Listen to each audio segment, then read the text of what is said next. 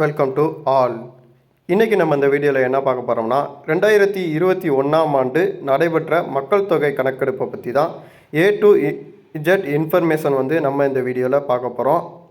நீங்கள் SSC, railway, bank exam, TNPSC try பண்ணுறீங்க அப்படின்னு சொல்லிட்டு பார்த்தீங்கன்னா இதிலிருந்து நமக்கு கண்டிப்பான முறையில் 1 அல்லது 2 கொஸ்டின்ஸ் இடம்பெறும்னு சொல்லிட்டு நம்ம எல்லாத்துலேயுமே நம்ம கவனித்து பார்த்துருக்கோம். அதாவது இப்போ நடந்து முடிஞ்ச டிஎன்பிசி எக்ஸாம், எஸ்எஸ்சியில் எல்லா ஷிஃப்ட்லேயுமே இந்த மக்கள் தொகை கணக்கெடுப்பை பற்றி கேட்டிருந்தாங்க. நெக்ஸ்ட்டு எம்டிஎஸ் எக்ஸாம்லேயும் ஜென்ரல் நாலேஜில் இந்த மக்கள் தொகை கணக்கெடுப்பு இடம்பெற்றிருக்கு. இந்த மக்கள் தொகை கணக்கெடுப்பை பற்றி தான் நம்ம A to Z இன்ஃபர்மேஷன் நம்ம இந்த வீடியோவில் பார்க்க போகிறோம். வாங்க வீடியோவை பார்ப்போம். முதல் மக்கள் தொகை கணக்கெடுப்பு நடத்த ஆண்டு அப்படின்னு சொல்லிட்டு பார்த்தீங்கன்னா அது 1872ஆம் ஆண்டு தான் முதல் மக்கள் தொகை கணக்கெடுப்பு நடைபெற்றுச்சு. அதுவும் இல்லாமல் முழுமையான முதல் மக்கள் தொகை கணக்கெடுப்பு நடந்த ஆண்டு அப்படின்னு சொல்லிட்டு பார்த்தீங்கன்னா 1881. முதல் மக்கள் தொகை கணக்கெடுப்பு 1872. முழுமையான முதல் மக்கள் தொகை கணக்கெடுப்பு அப்படின்னு சொல்லிட்டு கேட்டாங்களா 1881. நீங்கள் இந்த வீடியோ பார்க்கும்போது கண்டிப்பான முறையில் கையில் நோட்ஸ் எடுத்து வச்சுக்கோங்க. உங்களுக்கு லாஸ்ட்டாக இதை சாப்பிட்டனா நீங்கள் ரிட்டர்ன் பண்ணிட்டு போகிறதுக்கு அதிக வாய்ப்புகள் இருக்கும். அதனால தான் நம்ம சொல்கிறோம் நீங்கள் நோட்ஸ் எடுத்து வச்சுக்கோங்க. நெக்ஸ்ட்டு நான் உங்களுக்கு கொஸ்டினை சொல்லும்போது ஆன்சர் மட்டும்தான் நம்மளுடைய டிஸ்பிளேல வரும். அதனால தான் நான் சொல்கிறேன் நீங்கள் நோட்ஸ் எடுத்து வச்சுக்கிறது உங்களுக்கு நல்லது. நெக்ஸ்ட்டு இந்த கணக்கெடுப்பு எத்தனை ஆண்டுக்கு ஒரு முறை நடக்கும் அப்படின்னு சொல்கிறாங்க அப்படின்னு சொல்லிட்டு பார்த்தீங்கன்னா 10 ஆண்டுகளுக்கு ஒரு முறை தான் இந்த கணக்கெடுப்பு நமக்கு நடத்துவோம் அப்படின்னு சொல்லியிருக்காங்க. இப்போ லாஸ்ட்டாக என்னைக்கு கணக்கெடுப்பு நடந்துச்சு அப்படின்னு சொல்லிட்டு பார்த்தீங்கன்னா 2011ஆம் ஆண்டு தான் இந்த மக்கள் தொகை கணக்கெடுப்பு நடந்திருக்கு அப்படின்னு சொல்லிட்டு நமக்கு சொல்லியிருக்காங்க. நெக்ஸ்ட்டு இது மொத்தம் எத்தனாவது மக்கள் தொகை கணக்கெடுப்பு, அதாவது 2011ஆம் ஆண்டு எடுக்கப்பட்ட கணக்கெடுப்பு நமக்கு மொத்தம் எத்தனாவது கணக்கெடுப்பு அப்படின்னு சொல்லிட்டு பார்த்தீங்கன்னா அது நமக்கு 15வது கணக்கெடுப்பு. இதிலேயே இன்னொரு கொஸ்டின் கேட்கலாம், சுதந்திரத்திற்கு பின் இந்த 2021ஆம் ஆண்டு மக்கள் தொகை கணக்கெடுப்பு எத்தனை முறை மொத்தம் நடைபெற்றது அப்படின்னு சொல்லிட்டு கேட்டிருப்பாங்க. அது சுதந்திரத்திற்கு பின் மக்கள் தொகை கணக்கெடுப்பு மொத்தமாக 7 முறை நமக்கு நடைபெற்றிருக்கு. மொத்தமாக அப்படின்னு சொல்லிட்டு கேட்டாங்கன்னா 15 முறை, சுதந்திரத்திற்கு பின் அப்படின்னு சொல்லிட்டு கேட்டாங்கன்னா 7 முறை நமக்கு இந்த மக்கள் தொகை கணக்கெடுப்பு நடைபெற்றுச்சு. நெக்ஸ்ட்டு இந்த மக்கள் தொகை கணக்கெடுப்பப்போ மக்கள்கிட்ட மொத்தம் எத்தனை கொஸ்டின்ஸ் கேட்பாங்க அப்படின்னு சொல்லிட்டு பார்த்தீங்கன்னா அது நமக்கு 29 கொஸ்டின்ஸ் நமக்கு கேட்டு அதன்படி தான் நமக்கு மக்கள் தொகை கணக்கெடுப்பு எடுக்கிறாங்க. இப்போ ஒரு வீட்டில் போய் மக்கள் தொகை கணக்கெடுப்பு எவ்வளோ அப்படின்னு சொல்லிட்டு கேட்கும்போது அவங்ககிட்ட மொத்தம் 29 கொஸ்டின்ஸ் கேட்குறாங்க. இந்த 2011ஆம் ஆண்டு மக்கள் தொகை கணக்கெடுப்பு எத்தனை கட்டமாக நடைபெற்றுச்சு அப்படின்னு சொல்லிட்டு பார்த்தீங்கன்னா அது 2 கட்டமாக தான் நடைபெற்றுச்சு. அது ஃபஸ்ட்டு கட்டம் 2010ஆம் ஆண்டு மே மாதம் மேலேருந்து செப்டம்பர் வரை நமக்கு முதல் மக்கள் தொகை கணக்கெடுப்பு நடைபெற்றுச்சு. 2வது மக்கள் தொகை கணக்கெடுப்பு 2011ஆம் ஆண்டு பிப்ரவரி 9 முதல் பிப்ரவரி 28 வரை நமக்கு 2வது கட்ட நடவடிக்கைப்படி இந்த கணக்கெடுப்பு 2 கட்டமாக நமக்கு நடைபெற்றிருக்கு அப்படின்னு சொல்லியிருக்காங்க. இந்த மக்கள் தொகை கணக்கெடுப்பு எந்த நாள் அனுசரிக்கப்படுகிறது அப்படின்னு சொல்லிட்டு பார்த்தீங்கன்னா இந்த பிப்ரவரி 9ஆம் தேதி தான் நமக்கு இந்த மக்கள் தொகை கணக்கெடுப்பு கொண்டாடப்படுகிறது. இந்த மக்கள் தொகை 2011ஆம் ஆண்டு மக்கள் தொகை கணக்கெடுப்பின் மைய கருத்து என்ன அப்படின்னு சொல்லிட்டு பார்த்தீங்கன்னா நமது சென்சஸ் நமது எதிர்காலம் அப்படிங்கிறது தான் இந்த 2021ஆம் ஆண்டு மைய கருத்தாக கொண்டு செயல்பட்டது.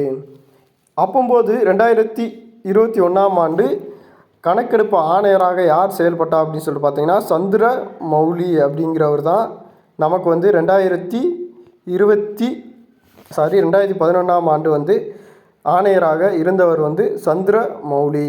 இதை நம்ம ஞாபகம் வச்சுக்கணும்.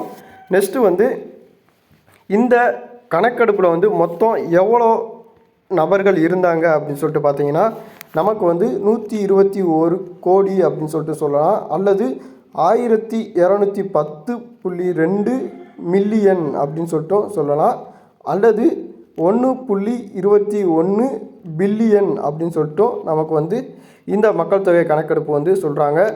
இதில் வந்து நமக்கு கொஸ்டின்ஸில் எந்த ஆப்ஷன் கொடுத்துருக்காங்க அப்படின்னு சொல்லிட்டு பார்த்து நம்ம வந்து செலக்ட் பண்ணுறாப்புல இருக்கோம். 121 கோடி அல்லது 1210.2 மில்லியன் அல்லது 1.21 பில்லியன் அப்படித்தான் நம்மளுக்கு வந்து கணக்கெடுக்கிறாப்புல சொல்லியிருக்காங்க. மொத்த கணக்கெடுப்பில் இத்தனை நபர்கள் இருந்தாங்க அப்படின்னு சொல்லிட்டு நமக்கு சொல்லியிருக்காங்க. இதிலேயே ஆண்கள் எவ்வளோ பேர் அப்படின்னு சொல்லிட்டு பார்த்தீங்கன்னா 62.37 கோடி பேர் தான் ஆண்கள்.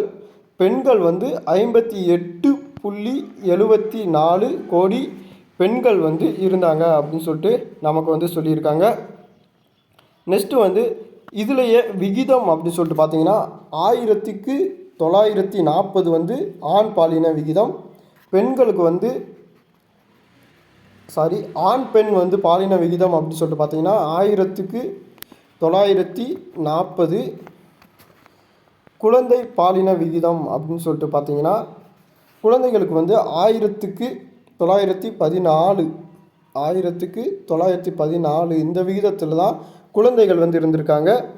ஆண் பெண் பாலின விகிதம் வந்து 1940 அப்படிங்கிற விகிதத்தில் தான் ஆண் பெண் பாலின விகிதம் வந்து இருந்திருக்காங்க. நெக்ஸ்ட்டு வந்து மக்கள் தொகையில் வந்து இந்தியா வந்து 2வது இடத்துல இருக்குது. முதல் இடத்துல இருக்கிறது வந்து சீனா. மக்கள் தொகை இடத்துல வந்து 2வது இடத்துல வந்து இந்தியாவும், முதல் இடத்துல சீனா வந்து நமக்கு வந்து காணப்படுகிறது. கல்வி அறிவு விகிதம் அப்படின்னு சொல்லிட்டு பார்த்தீங்கன்னா 82.14% வந்து ஆண்களும், 82.14% மெயில் அதாவது ஆண்களும், 65.46% ஃபீமேல் அதாவது பெண்களும் கல்வி அறிவு பெற்றிருக்காங்க அப்படின்னு சொல்லிட்டு 2011ஆம் ஆண்டு கணக்கெடுப்பில் வந்து சொல்லியிருக்காங்க. இனிமேல் வர்றது வந்து நமக்கு வந்து மாவட்டம் வைஸ் வந்து கேட்குறாங்க. இப்போது வந்து அதிக மக்கள் தொகை கொண்ட மாநிலம் எது அப்படின்னு சொல்லிட்டு பார்த்தீங்கன்னா அது வந்து உத்தரப்பிரதேசம். அதிக மக்கள் தொகை கொண்ட மாநிலம் வந்து உத்தரப்பிரதேசம். குறைந்த மக்கள் தொகை கொண்ட மாநிலம் வந்து சிக்கிம். அதிக மக்கள் தொகை வந்து உத்தரப்பிரதேசம், குறைந்த மக்கள் தொகை வந்து சிக்கிம். அதுவே மக்கள் தொகை கொண்ட யூனியன் பிரதேசம், அதாவது அதிக மக்கள் தொகை கொண்ட யூனியன் பிரதேசம் எது அப்படின்னு சொல்லிட்டு பார்த்தீங்கன்னா அது வந்து டெல்லி. குறைந்த மக்கள் தொகை கொண்ட யூனியன் பிரதேசம் வந்து லட்சத்தீவு. இந்த ரெண்டுமே ஒரே கொஸ்டின் தான், நீங்கள் ரெண்டையுமே கம்பேர் பண்ணி படிக்கிறாப்புல இருக்கும். மாநிலம் அதிக மக்கள் தொகை கொண்ட மாநிலம் அப்படின்னு கேட்டாங்கன்னா அது வந்து உத்தரப்பிரதேசம். அதுவே அதிக மக்கள் தொகை கொண்ட யூனியன் பிரதேசம் அப்படின்னு சொல்லிட்டு கேட்டாங்கன்னா அது வந்து டெல்லி. குறைந்த மக்கள் தொகை கொண்ட மாநிலம் அப்படின்னு சொல்லிட்டு கேட்டாங்கன்னா அது வந்து சிக்கிம். குறைந்த மக்கள் தொகை கொண்ட யூனியன் பிரதேசம் அப்படின்னு சொல்லிட்டு கேட்டாங்கன்னா அது வந்து லட்சத்தீவு. நெக்ஸ்ட்டு வந்து பரப்பளவில் முதலிடம் கொண்ட மாநிலம் வந்து ராஜஸ்தான். பரப்பளவில் வந்து ராஜஸ்தான். நெக்ஸ்ட்டு வந்து பரப்பளவில் வந்து குறைந்த மாநிலம் அப்படின்னு சொல்லிட்டு பார்த்தீங்கன்னா அது வந்து கோவா. கோவா தான் பரப்பளவில் வந்து குறைந்த மாநிலம். இதுவே மக்கள் தொகை அடர்த்தி அதிகம் உள்ள மாநிலம் அப்படின்னு சொல்லிட்டு பார்த்தீங்கன்னா அது வந்து பீகார். இது வந்து பரப்பளவு, இந்த ரெண்டுமே பரப்பளவில் முதலிடம் வந்து ராஜஸ்தான், பரப்பளவில் வந்து கடைசி வந்து கோவா. நெக்ஸ்ட்டு வந்து மக்கள் தொகை அடர்த்தி அதிகம் உள்ள மாநிலம் வந்து பீகார். நம்ம வந்து மக்கள் தொகை அதிகம் உள்ள மாநிலம் தான் கேட்டோம். இது வந்து மக்கள் தொகை அடர்த்தி அதிகம் உள்ள மாநிலம் அப்படின்னு சொல்லிட்டு பார்த்தீங்கன்னா இது வந்து பீகார். அடர்த்தி எவ்வளோ அப்படின்னு சொல்லிட்டு பார்த்தீங்கன்னா 1102 பேர். சதுர கிலோமீட்டருக்கு வந்து 1102 பேர். அதுவே குறைந்த மக்கள் தொகை கொண்ட மாநிலம் அப்படின்னு சொல்லிட்டு பார்த்தீங்கன்னா அருணாச்சல பிரதேசம். அது வந்து அருணாச்சல பிரதேசம். இது வந்து 17 பேர். சதுர கிலோமீட்டருக்கு வந்து 17 பேர் அப்படின்னு சொல்லிட்டு சொல்லியிருக்காங்க. நான் உங்களுக்கு மறுபடியும் சொல்கிறேன், இதை மட்டும். மக்கள் தொகை அதிகம் உள்ள மாநிலம் அப்படின்னு சொல்லிட்டு பார்த்தீங்கன்னா அது வந்து உத்தரப்பிரதேசம். குறைந்த உள்ள மாநிலம் வந்து சிக்கிம். அதுவே யூனியன் பிரதேசம், அதிகம் உள்ள யூனியன் பிரதேசம்னா டெல்லி. குறைந்த மக்கள் தொகை கொண்ட யூனியன் பிரதேசம் அப்படின்னு சொல்லிட்டு பார்த்தீங்கன்னா அது வந்து லட்சத்தீவு. இதுலேயே நமக்கு வந்து இன்னும் கேட்குறாங்க பாருங்களேன், மக்கள் தொகை அடர்த்தி அதிகம் உள்ள மாநிலம் அப்படின்னு சொல்லிட்டு பார்த்தீங்கன்னா அது வந்து பீகார். மக்கள் தொகை அடர்த்தி கம்மியாக உள்ள, அதாவது குறைந்த மாநிலம் அப்படின்னு சொல்லிட்டு பார்த்தீங்கன்னா அது வந்து அருணாச்சல பிரதேசம். இதிலேயே நமக்கு வந்து மொத்தம் வந்து 6 கொஸ்டின்ஸ் வந்து இதிலேயே கேட்குறாங்க. அதையும் நீங்கள் ஞாபகம் வைத்து கொள்ளுங்கள். நெக்ஸ்ட்டு வந்து கல்வி அறிவு, அதாவது கல்வி அறிவில் முதலிடம் வைக்கும் மாநிலம் அப்படின்னு சொல்லிட்டு பார்த்தீங்கன்னா அது வந்து கேரளா. கல்வி அறிவில் முதலிடம் வந்து கேரளா. எவ்வளோ பெர்சன்டேஜ் அப்படின்னு சொல்லிட்டு பார்த்தீங்கன்னா 93.11 விழுக்காடு. அதுவே குறைந்த மாநிலம் அப்படின்னு சொல்லிட்டு எடுத்திங்கன்னா அது வந்து பீகார். கல்வி அறிவில் குறைந்த மாநிலம் வந்து பீகார். அது எத்தனை விழுக்காடு அப்படின்னு சொல்லிட்டு பார்த்தீங்கன்னா 63.82 விழுக்காடு. கல்வி அறிவில் அதிகம் வைக்கும் மாநிலம் வந்து கேரளா. அது வந்து 93.11. குறைந்த கல்வி அறிவில் கொண்ட மாநிலம் அப்படின்னு சொல்லிட்டு பார்த்தீங்கன்னா 63.82. அது வந்து பீகார். இதை நீங்கள் ஞாபகம் வச்சுக்கோங்க. நெக்ஸ்ட்டு வந்து அதிக பாலின விகிதம் கொண்ட மாநிலம் அப்படின்னு சொல்லிட்டு பார்த்தீங்கன்னா அது வந்து கேரளா. பாலினம் வந்து கேரளா. எவ்வளோ பெர்சன்டேஜ் அப்படின்னு சொல்லிட்டு பார்த்தீங்கன்னா 1000க்கு 1084 பேர் இருக்காங்க அப்படின்னு சொல்லிட்டு சொல்லியிருக்காங்க. 1000க்கு 1084 விழுக்காடு நபர்கள் வந்து இருக்காங்க அப்படின்னு சொல்லிட்டு சொல்லியிருக்காங்க. குறைந்த பாலினம் கொண்ட மாநிலம் அப்படின்னு சொல்லிட்டு நீங்கள் எடுத்திங்கன்னா அது வந்து ஹரியானா. ஹரியானா தான் குறைந்த பாலினம் கொண்ட விகிதம் அப்படின்னு சொல்லிட்டு சொல்லியிருக்காங்க. அங்கே எவ்வளோ பேர் இருக்காங்கன்னு பார்த்தீங்கன்னா 1000க்கு 877 பேர் தான் அங்கே வந்து இருக்காங்க அப்படின்னு சொல்லிட்டு சொல்லியிருக்காங்க. அதிக பாலின விகிதம் கொண்ட மாநிலம் வந்து கேரளா. குறைந்த பாலின விகிதம் கொண்ட மாநிலம் வந்து ஹரியானா. இதிலேயே அதிக பாலினம் கொண்ட யூனியன் பிரதேசம் வந்து பாண்டிச்சேரி. குறைந்த பாலினம் கொண்ட யூனியன் பிரதேசம் அப்படிங்கிறது டயுட்டமான் அப்படிங்கிற யூனியன் பிரதேசம் தான். இந்த ரெண்டுமே இதிலேயே நமக்கு வந்து யூனியன் பிரதேசம் அப்படின்னு சொல்லிட்டு கேட்டாங்கன்னா அது வந்து பாண்டிச்சேரி. குறைந்தது அப்படின்னு சொல்லிட்டு நீங்கள் பார்த்தீங்கன்னா டயுட்டமான் அப்படிங்கிறது தான் குறைந்த பாலின விகிதம் கொண்ட யூனியன் பிரதேசம். மாநிலம் சொல்லிட்டு கேட்டாங்கன்னா கேரளா, ஹரியானா. யூனியன் பிரதேசம் அப்படின்னு கேட்டாங்கன்னா பாண்டிச்சேரி, டயுட்டமான் அப்படிங்கிறது தான் நம்ம இதில் இது சரியான ஆப்ஷன். நெக்ஸ்ட்டு வந்து அதிக குழந்தைகள் பாலின விகிதம் உள்ள மாநிலம் வந்து மியோஸ்ராம் அப்படிங்கிற மாநிலம்தான்.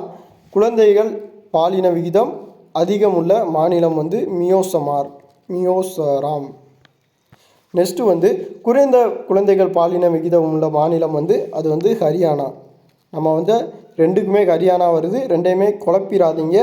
ரெண்டுக்குமே ஒரே ஆன்சர் தான். அதனால் நீங்கள் வந்து எதையும் குழப்பிடாமல் நீங்கள் வந்து படிக்கிறாப்புல இருக்கும்.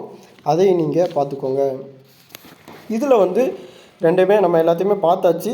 நெக்ஸ்ட்டு வந்து ஆண்கள் கல்வி அறிவு விகிதம் அப்படின்னு சொல்லிட்டு மொத்தமாக கேட்டாங்க அப்படின்னு சொல்லிட்டு பார்த்தீங்கன்னா 82.14% ஆண்கள் வந்து கல்வி அறிவு பெற்றவங்க அப்படின்னு சொல்லிட்டு சொல்கிறாங்க. நெக்ஸ்ட்டு வந்து பெண்கள் கல்வி அறிவு அப்படின்னு சொல்லிட்டு பார்த்தீங்கன்னா 65.46. நம்ம அப்போதே பார்த்தோம் 65.46% வந்து பெண்கள் வந்து கல்வி அறிவு பெற்றிருக்காங்க அப்படின்னு சொல்லிட்டு நம்ம வந்து தெரிஞ்சுக்கிட்டோம். இதில் வந்து வேறு ஏதாவது உங்களுக்கு டவுட் அப்படின்னு சொல்லிட்டு இருக்குது அப்படின்னு சொல்லிட்டு பார்த்தீங்கன்னா நீங்கள் வந்து கமெண்ட் பாக்ஸில் கமெண்ட் பண்ணுங்கள். உங்களுக்கான பதில் வந்து உங்களுக்கு வந்து கொடுக்கப்படும். நெக்ஸ்ட்டு வந்து இதில் வந்து அப்பொழுது கவர்னராக இருந்தவர் வந்து யாருன்னு பார்த்தீங்கன்னா ரிப்பன் பிரபு தான். 2011ஆம் ஆண்டு கவர்னராக இருந்தார். அதையும் நீங்கள் வச்சுக்கோங்க. இது வந்து டிஎன்பிசியில் வந்து நமக்கு வந்து இந்த கொஸ்டினை வந்து கேட்டிருக்காங்க. 2011ஆம் ஆண்டு மக்கள் தொகை கணக்கெடுப்பின் போது கவர்னராக இருந்தவர் யார் அப்படின்னு சொல்லிட்டு கேட்டிருக்காங்க. அது வந்து ரிப்பன் பிரபு. இதுலையுமே நமக்கு 2024 எஸ்எஸ்சி ஜிடியில் வந்து நமக்கு மக்கள் தொகை கணக்கெடுப்பில் வந்து 3 கொஸ்டின் கேட்டிருக்காங்க. அதாவது ஒவ்வொரு ஷிஃப்ட்லேயும் தனித்தனியாக கேட்டிருக்காங்க. அது வந்து ஃபஸ்ட்டு கேட்டது அப்படின்னு சொல்லிட்டு பார்த்தீங்கன்னா அதிக கல்வி அறிவு கொண்ட மாநிலம் எது அப்படின்னு சொல்லிட்டு கேட்டிருந்தாங்க ஃபஸ்ட்டு இதில். செகண்ட் ஷிஃப்ட்டில் வந்து குறைந்த கல்வி அறிவு உள்ள மாநிலம் அப்படின்னு சொல்லிட்டு செகண்ட் ஷிஃப்ட்டில் கேட்டிருந்தாங்க. அதுவே 3வது நாள் ஷிஃப்ட்டில் வந்து நமக்கு வந்து அதிக கல்வி அறிவுள்ள யூனியன் பிரதேசம் எது அப்படின்னு சொல்லிட்டு வந்து நமக்கு வந்து இந்த 3 கொஸ்டின்ஸ் வந்து நமக்கு வந்து 3 ஷிஃப்ட்டில் வந்து வந்திருக்கு அப்படின்னு சொல்லிட்டு நம்மளுடைய மாணவர்கள் வந்து சொல்லியிருந்தாங்க. அதை நீங்கள் ஞாபகம் வச்சுக்கோங்க. இந்த கவர்னராக இருந்தவர் வந்து ரிப்பன் பிரபு. இது வந்து நமக்கு டிஎன்பிசியில் வந்து கேட்டிருந்தாங்க. இந்த கொஸ்டின் வந்து டிஎன்பிசியில் கேட்ட ஒரு கொஸ்டின்ஸ் வந்து நீங்கள் இதை ஞாபகம் வச்சுக்கோங்க. வேறு ஏதாவது டவுட் இருந்தாலும் நீங்கள் வந்து கமெண்ட் பாக்ஸில் கமெண்ட் பண்ணிடுங்க. நன்றி, வணக்கம்.